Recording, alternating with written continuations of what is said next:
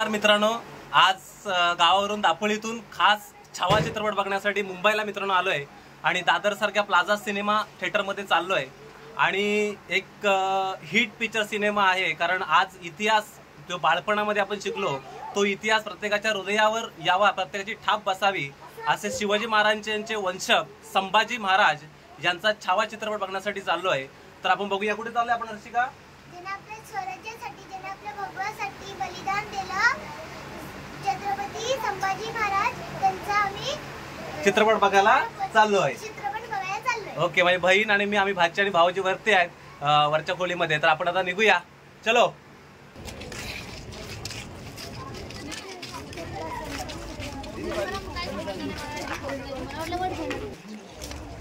आम्ही टू व्हीलरनी चाललोय।